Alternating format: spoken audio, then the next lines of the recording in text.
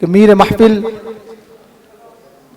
اور حضرت مولانا سلمان بجنوری صاحب دامت برکاتہم کے الفاظ میں ملحدین کے اسپیشلسٹ اور جاوید اختر کے چہرے سے اڑے ہوئے رنگ کے ساتھ اس کا یہ کہنا کہ بڑے مفتی صاحب یہ ثابت کرتا ہے کہ حضرت مولانا مفتی ڈاکٹر یاسر ندیم الواجدی صاحب دامت برکاتہم کا رعب اس کے اوپر کتنا پڑ رہا تھا.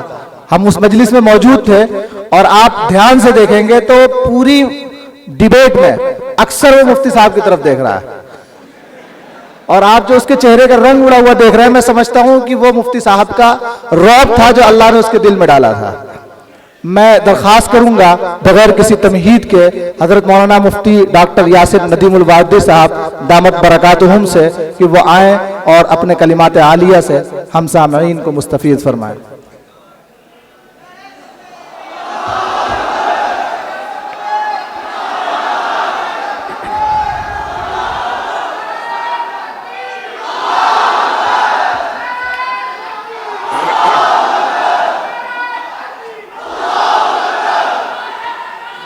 ٹھیک.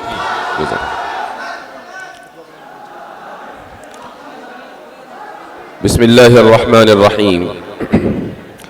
الحمد للہ رب العالمین والصلاة والسلام على سید الانبیاء والمرسلین وعلى آلہ وصحبہ اجمعین. اما بعد. میری گزارش ہوگی تمام حضرات سے خاموش ہو جائیں. آج میری طبیعت خراب ہے لیکن آپ کی محبت میں آیا ہوں اور 2 دن سے طبیعت ناساز چل رہی ہے, سر میں درد بھی ہے, آواز بھی آپ دیکھ ہی رہے ہیں. تو آپ کی خاموشی کے اوپر میری پیغام رسانی موقوف ہے. پھر وہی دلیل توقف آ گئی. تو آرگیومنٹ آف کنٹینجنسی. کچھ منتشر افکار ہیں, خیالات ہیں جو میں آپ حضرات کے سامنے رکھنا چاہوں گا. ہمارے عزیزم مفتی شمائل احمد عبداللہ نے چند باتوں کی طرف توجہ دلائی ہے, اسی کو میں آگے لے کر چلنا چاہوں گا. جو سب سے پہلی چیز ہے, ذرا خاموش ہو جائے بھائی, خاموش ہو جائیں. سب سے پہلی چیز یہ ہے کہ آپ کا اپنے اساتذہ سے کتنا تعلق ہے اور ان کا آپ کے اوپر کتنا اعتماد ہے. کل جب ڈیبیٹ ہوئی تو ڈیبیٹ سے تقریباً 3-4 گھنٹے کے بعد میرے پاس ایک فون آیا اور یہ فون تھا دارالعلوم دیوبند کے استاذ, میرے محسن استاذ حضرت مولانا مجیب اللہ گونڈوی صاحب کا دامت برکاتہم. وہ مجھے بیٹا بیٹا کہہ کر مخاطب کرتے ہیں, ہر ایک کو کرتے ہیں, ماشاءاللہ ان کا ایک خاص انداز ہے. تو وہ مجھے مبارکباد دینے لگے. میں نے کہا حضرت آپ جو کچھ بھی دیکھ رہے ہیں اس کا مکمل کریڈٹ آپ کو جاتا ہے. وہ کہنے لگے کہ کیسے؟ میں نے کہا اس لیے کہ شرح عقائد میں نے آپ سے پڑھی اور یہ حقیقت ہے. آپ نے اکثر مجھے سنا ہوگا کہ جب بھی میں نصاب پہ بات کرتا ہوں تو شرح عقائد کا ایڈورٹائز ضرور کرتا ہوں. اور شاید امام تفتازانی رحمہ اللہ کو اس وقت یہ اندازہ نہ ہوگا کہ 1000 سال کے بعد کوئی شخص اس کتاب کے تعلق سے اتنی گفتگو کر رہا ہوگا کہ مفتی طارق مسعود صاحب کے پوڈ کاسٹ سے لے کر یہاں تک ہر موقع پر شرح عقائد. مفتی شمائل صاحب نے ڈیبیٹ میں جو دلائل دیے ہیں, مفتی شمائل صاحب نے شرح عقائد نہیں پڑھی لیکن دلائل سارے وہی کے تھے. یہ اس لیے آپ کو بتا رہا ہوں کہ اسباب کے درجے میں چیزیں آپ کے پاس مہیا ہیں. بھائی پھر گفتگو کرنا مشکل ہو جائے گا. اسباب, ہاں بیٹھ جائے.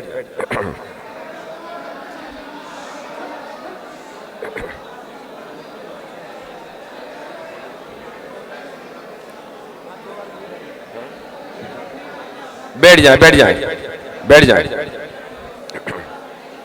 پھر بولنا مشکل ہو جائے گا.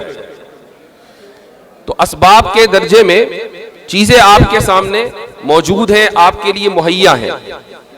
میں نے آج ہی کسی سے کہا کہ حضرت نانوتوی رحمہ اللہ نے دلیل توقف کو، اور یہ جو آرگیومنٹ آف کنٹینجنسی کل سے بہت مشہور ہوا ہے، کسی کو اس کی توقع نہیں تھی کہ کانسٹیٹیوشن کلب میں کبھی بطلان تسلسل کیا جائے گا اور برہان تطبیق دی جائے گی. یہ سارے کے سارے دلائل آپ اگر ہفتوں میں پڑھتے ہیں اور شرع عقائد آپ نے پڑھی ہے تو آپ کو معلوم ہونے چاہیے. لیکن ہم نے وہ دور بھی دیکھا ہے کہ جب ان دلائل کو، بلکہ آپ تو اس دور سے گزر رہے ہیں کہ جب کہ ان دلائل کو اس لیے پڑھا جاتا ہے کہ امتحان میں نمبر اچھے آنے ہیں. اور مجھے افسوس کے ساتھ کہنا پڑتا ہے کہ بہت سے مدارس میں، دارالعلوم دیوبند کی بات نہیں ہے، بہت سے مدارس میں نے یہ سنا ہے کہ اساتذہ خود یہ کہہ دیتے ہیں کہ بھئی کتاب بہت مشکل ہے، اب امتحان بھی آ رہا ہے، چلو بھائی ورق گردانی کر لو.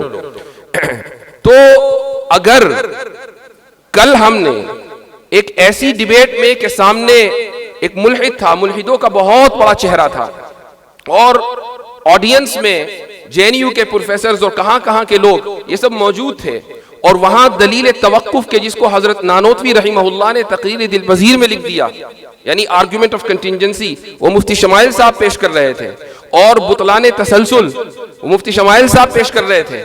یہ تصور نہیں تھا چند سال پہلے تک کہ یہ مباحث اس لیول کے اوپر ڈسکس کیے جائیں گے.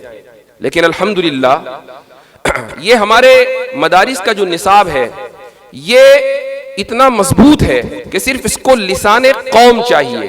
اگر لسان قوم آپ کے پاس آ جائے تو پیغام کے اندر کسی تبدیلی کی کوئی ضرورت نہیں ہے. تو سب سے پہلی بات تو یہ ہے کہ اساتذہ کا اعتماد. اس موقع پر ایک بات مجھے یاد آئی اور میں تحدیث نعمت کے طور پر کہنا چاہوں گا. میں ایک مرتبہ حضرت مفتی سعید پالنپوری رحمہ اللہ کی خدمت میں حاضر تھا. دارالعلوم دیوبند سے میں نے اس سال افتاء مکمل کیا تھا اور ارادہ یہ تھا کہ کہیں باہر پڑھنے جاؤں گا. تو میں حضرت کے پاس ویسے ہی مشورے کے لیے پہنچ گیا اور میں نے حضرت سے کہا کہ حضرت میں جامع ازہر پڑھنے جانا چاہتا ہوں اور آپ کا مشورہ کیا ہے. تو حضرت کا ایک خاص انداز تھا، انہوں نے کہا جاؤ. تو میں نے کہا کہ حضرت میں نے سنا ہے کہ وہاں عقائد خراب ہو جاتے ہیں. تو حضرت نے کہا کہ ہمیں تمہارے تعلق سے فکر نہیں ہے، تمہارا عقیدہ خراب ہوگا تو ہم صحیح کر دیں گے. یہ حضرت کا اعتماد تھا ایک شاگرد کے اوپر. میں جب اس واقعے کو سوچتا ہوں تو رونگٹے کھڑے ہو جاتے ہیں. اور یہ وہ بات ہے کہ مجھے اپنے راستے سے ہٹنے نہیں دیتی، چونکہ میرے استاد نے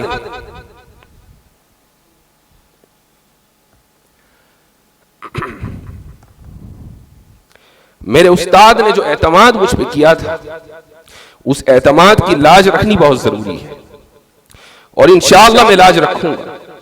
اور آپ حضرات کی دعائیں شامل حال رہیں گی اور آپ بھی اپنے اساتذہ کی دعاؤں کی لاج رکھیں گے. اس ڈیبیٹ کا جو نتیجہ ہے وہ بہت سے لوگ الگ الگ انداز سے اس کو ذکر کر رہے ہیں، لیکن میں ایک بہت ہی اہم چیز کی طرف توجہ دلانا چاہوں گا، اور وہ یہ کہ ہماری برادری میں، علماء کی برادری ہو، طلباء کی برادری ہو، اس میں ایک چیز کے تعلق سے جو احساس پایا جاتا ہے اور وہ یہ ہے کہ علم کلام کا احیاء ہونا بہت ضروری ہے. چونکہ کل کی پوری ڈیبیٹ علم کلام سے متعلق تھی. ہم علم کلام کا لفظ پڑھتے ہیں، اس اصطلاح سے واقف ہیں اور اس فن کی ایک کتاب بھی پڑھ لیتے ہیں، لیکن ہمارے پاس کتابوں کا، خود ہمارے اکابر کی کتابوں کا لکھا ہوا جو ذخیرہ ہے ہم اس سے بالکل نابلد ہیں. میں چند باتیں آپ کے سامنے رکھوں گا، آپ کو حیرت ہوگی کہ ہمارے اکابر کس درجے کے اوپر جا کر سوچ رہے تھے. مثال کے طور پر علامہ کشمیری رحمہ اللہ نے ایک کتاب لکھی مرقات الطارم لحدوث العالم. اس پر ایک مقالہ بھی میں نے ابھی جو پچھلے ہفتے سیمینار ہوا تھا اس میں لکھا تھا. اس موقع پر مجھے یہ کتاب پڑھنے کا اتفاق ہوا. اس میں سب سے پہلی بات تو یہ ہے کہ علامہ کشمیری سے 1928 میں علامہ اقبال مسئلہ زمان و مکان کے بارے میں ڈسکس کر رہے تھے، خط و کتابت کر رہے تھے. وہ یہ جاننا چاہتے تھے کہ زمانے کی حقیقت کیا ہے، مکان جس کو ہم انگریزی میں اسپیس کہتے ہیں اس کی حقیقت کیا ہے. اور علامہ اقبال نے اورینٹل کالج لاہور میں 1930 میں ایک خطبہ دیا اور اس میں علامہ کشمیری رحمہ اللہ کا حوالہ دیا کہ میں نے ایک بڑے محدث مولانا انور شاہ کشمیری سے اس مسئلے پر گفتگو کی اور انہوں نے ایک کتاب کا حوالہ دیا، اس کا نام ہے غایت الامکان فی حقیقت المکان۔ تو یہ کتاب علامہ کشمیری نے علامہ اقبال کو بھیجی کہ آپ اس کتاب کو پڑھیں۔ مجھے ایسا لگتا ہے کہ ان حضرات کو سے متاثر ہو کر یا ان کی اضطرابی کیفیت سے متاثر ہو کر علامہ کشمیری رحمہ اللہ نے یہ کتاب لکھی۔ یہ کتاب جب میں نے کھولی اور اس کو پڑھنا شروع کیا، پڑھنا آسان نہیں تھا۔ علامہ کشمیری رحمہ اللہ کا انداز بڑا مختلف ہے، لیکن چونکہ 2-4 کتابیں ادھر ادھر کی پڑھی ہوئی ہیں تو تھوڑا محنت کر کے 5-6 مرتبہ ایک صفحے کو پڑھ کر کچھ نہ کچھ اندازہ ہو گیا کہ حضرت کیا فرمانا چاہتے ہیں۔ ایک موقع پر حضرت نے اس کتاب کے غالباً صفحہ 17 یا 18 ہے، اس میں ایک بات لکھی ہے۔ اس میں وہ فرماتے ہیں زمانے کے بارے میں گفتگو کرتے ہوئے کہ ہوا بنا لا نحن به، زمانہ ہم سے ہے، ہم زمانے سے نہیں ہیں۔ اس کا کیا مطلب ہے؟ یہ 3-4 الفاظ انہوں نے لکھ دیے اور آگے بڑھ گئے۔ اس کا کیا مطلب ہے؟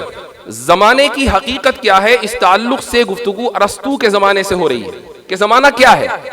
ارسطو نے یہ کہا کہ زمانہ مقدار حرکت کا نام، یعنی حرکت کو ناپنے کا ذریعہ ہے، اور یہ ایک حقیقت مطلقہ ہے جو خارج میں موجود ہے اور قدیم ہے، یعنی زمانے کا کوئی آغاز نہیں ہے، اس کی کوئی انتہا نہیں ہے، ہمیشہ سے ہے اور ہمیشہ رہے گا۔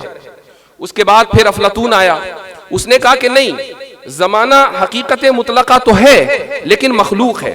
اور پھر یہ سلسلہ چلتا رہا، بہت سے فلاسفرز آئے، حکماء یونان آئے وغیرہ وغیرہ، یہاں تک کہ ماڈرن سائنس کا جو بانی ہے جس کو آئزک نیوٹن کہا جاتا ہے، اس نے ارسطو کے فلسفے کو لیا اور اس نے بھی یہ کہا کہ زمانہ is an absolute reality. Absolute reality کا مطلب ہے کہ ایک حقیقت مطلقہ، وہی بات جو ارسطو نے کہی تھی، اور اس نے بھی زمانے کو قدیم مانا۔ یہاں تک کہ ایک مشہور فلاسفر ہے جو ماضی قریب میں بھی گزرا ہے، اس کا نام ہے کانٹ۔ کانٹ نے یہ کہا کہ زمانہ دراصل موجود ذہنی ہے، یہ ہماری ذہن کی ساخت کا نتیجہ ہے۔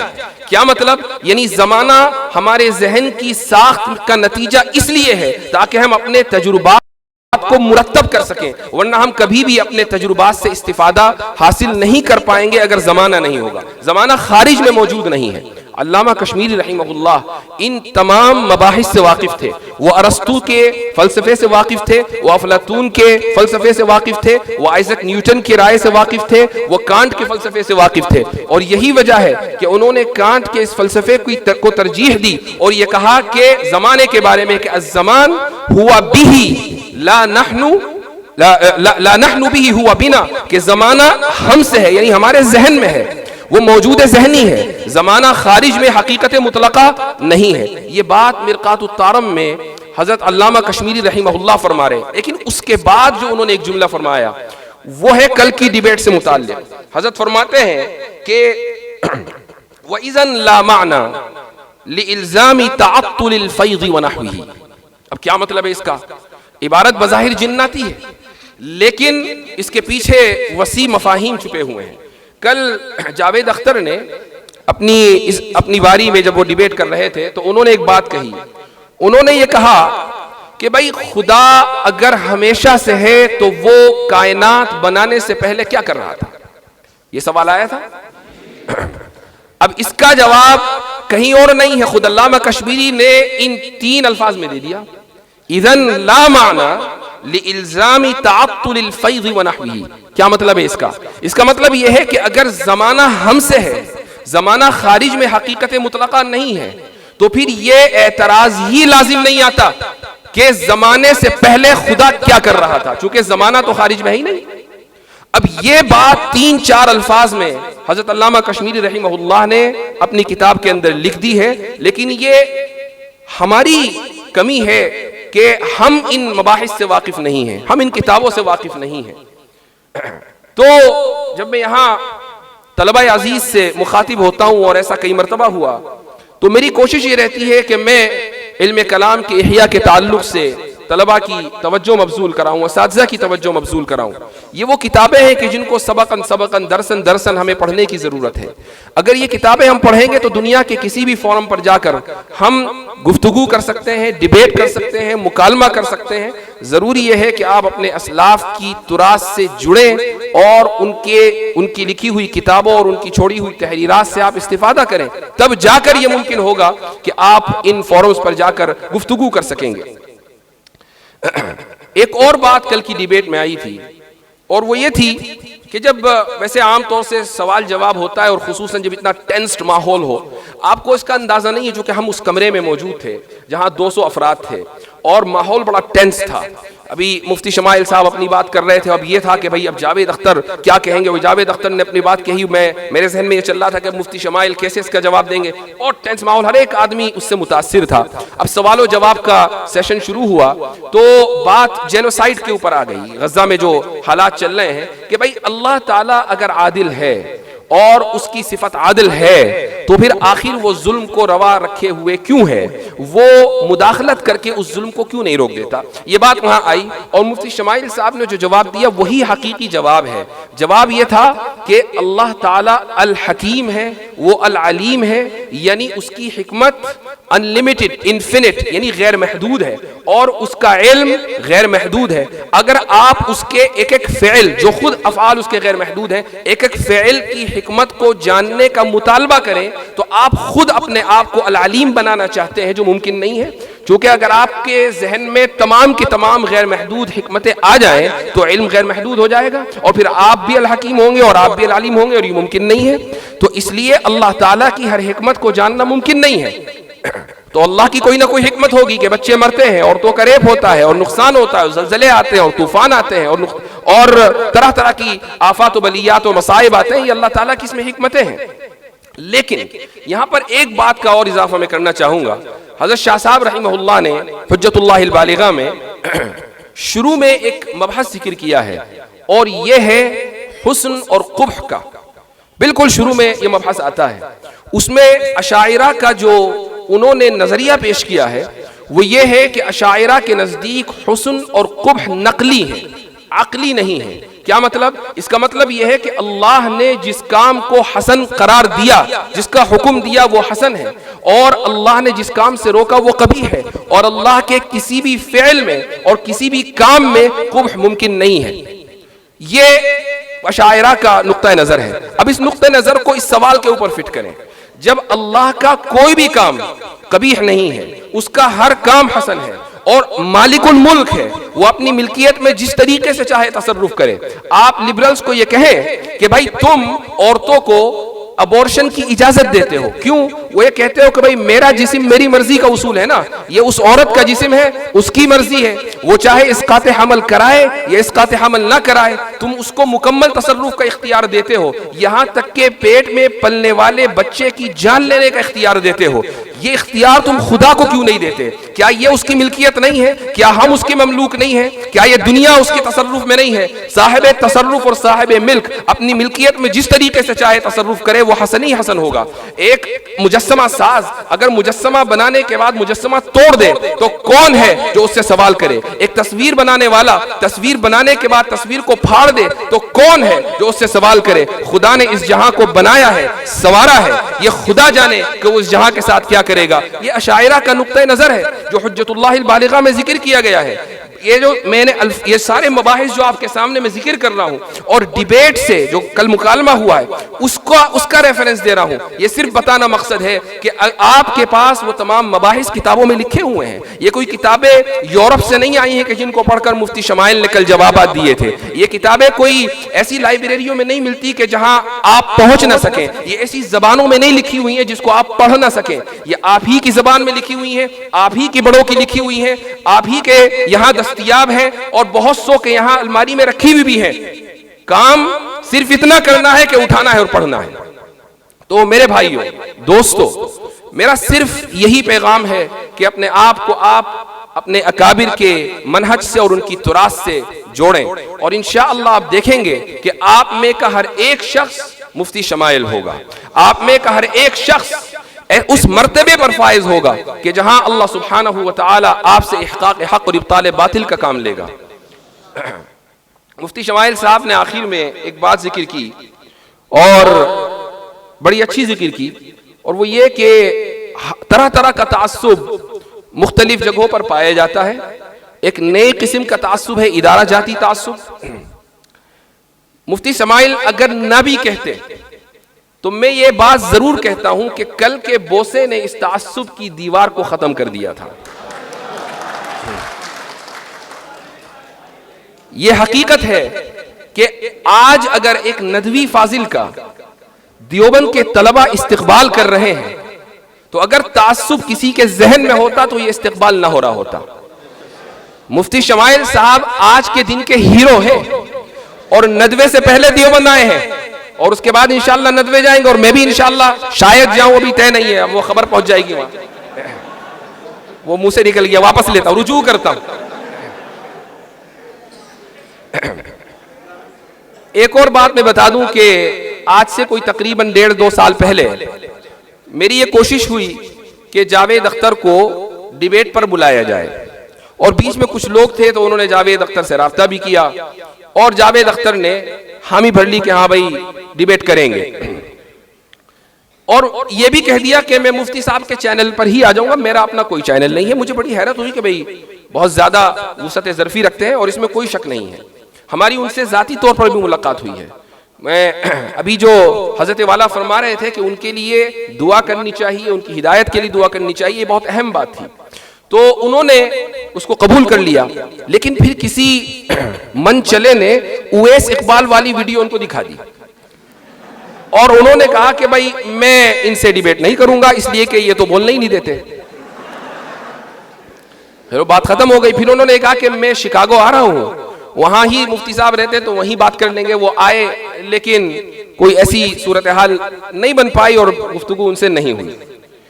جب ہم پرسوں ان سے ملے، ڈیبیٹ سے ایک دن پہلے میں اور مفتی شمائل صاحب ان سے ملے، ان کی ٹیم سے 2-3 لوگ اور تھے، تو وہ مجھے دیکھ کر کہنے لگے کہ میں نے آپ کی وہ اویس اقبال والی ویڈیو دیکھی ہے، آپ نے بہت ہی سنجیدگی سے کلام کیا ہے، اور آپ نے مکمل موقع دیا ہے سامنے والے کو بولنے کا۔ تو میرے ذہن میں آیا کہ ابھی 1.5 سال پہلے آپ نے یہ کہہ کر مناظرے سے پیچھا چھڑایا تھا کہ میں بولنے نہیں دیتا، اور ابھی وہی ویڈیو آپ اس کی تعریف کر رہے ہیں ماشاءاللہ۔ لیکن چونکہ ہر چیز کا ایک وقت مقرر ہوتا ہے، اس کے لیے رجال متعین ہوتے ہیں، اس کے لیے افراد متعین ہوتے ہیں۔ اس کام کے لیے اللہ تعالیٰ نے مجھے نہیں، مفتی شمائل صاحب کو چنا تھا۔ اللہ تعالیٰ نے اس کام کے لیے مفتی شمائل صاحب کو توفیق دی تھی، ان کے لیے یہ توفیق لکھی گئی تھی، اس لیے میں چاہے جتنا بھی زور لگا لیتا یہ کام ہونے والا نہیں تھا۔ ہاں اتنا ضرور ہے، اور میں تحدیث نعمت کے طور پر یہ کہوں گا، اور میں نے مفتی صاحب سے بھی یہ کہا کہ بھائی میں صرف یہ چاہتا ہوں کہ اس پورے کام میں تھوڑا سا حصہ میرا ہو جائے، صرف اسی نیت سے میں آپ کے ساتھ لگا ہوا ہوں، اور جو کچھ بھی تیاری ہو رہی ہے اس میں مشورے میں شامل ہوں۔ باقی ان کی اپنی محنت ہے، اور یہ ان کی تواضع اور ان کی ساری ہے کہ انہوں نے سارا کریڈٹ اپنے اساتذہ کو دیا، اور ان میں مجھے بھی شامل کر لیا، فجزاہ اللہ احسن الجزا۔ آخر میں صرف یہی کہوں گا کہ اپنے اکابر کی تراث کو پکڑے رکھیں، اپنے اکابر کی کتابوں کو پڑھیں۔ کانٹ سے زیادہ حضرت تھانوی رحمۃ اللہ علیہ کا فلسفہ ہے۔ کانٹ کا فلسفہ حضرت تھانوی رحمہ اللہ کے فلسفے کے سامنے کوئی حیثیت نہیں رکھتا۔ حضرت تھانوی کے ملفوظات ہی آپ پڑھ لیں تو آپ کو حیرت ہوگی کہ حضرت نے کیا کیا چیزیں لکھی ہیں۔ انتباہات مفیدہ پڑھیں، اشرف الجواب پڑھیں، حجت اللہ البالغہ پڑھیں، عبقات پڑھیں جو شاہ اسماعیل شہید کی لکھی ہوئی ہے۔ اسی طریقے سے حضرت نانوتوی رحمہ اللہ کی کچھ کتابیں ہیں، آپ ان کو پڑھیں۔ تو ان کتابوں کو جب آپ پڑھیں گے تو آپ بھی انشاءاللہ اسی میدان میں اس لیول پر کام کر رہے ہوں گے کہ کل آپ کے لیے استقبالیے دیے جائیں گے۔ جزاکم اللہ خیر الجزا، وآخر دعوانا ان الحمدللہ رب العالمین۔ اچھا، یہ مولانا محمود صاحب نے ہم آج کی اس انجمن فکر و تحقیق کی طرف سے یہ جو آج کے پروگرام کا انعقاد کیا ہے تو میں شکر گزار ہوں، اپنی طرف سے بھی شکریہ ادا کرتا ہوں، مفتی شمائل صاحب کی طرف سے بھی شکریہ ادا کرتا ہوں کہ آپ حضرات نے ہمیں یہاں بلایا، یاد کیا، اور طلبہ کے سامنے آپ ہمیں لے کر آئے۔ فجزاکم اللہ خیر الجزا۔ جزاکم اللہ خیر الجزا و احسن الجزا۔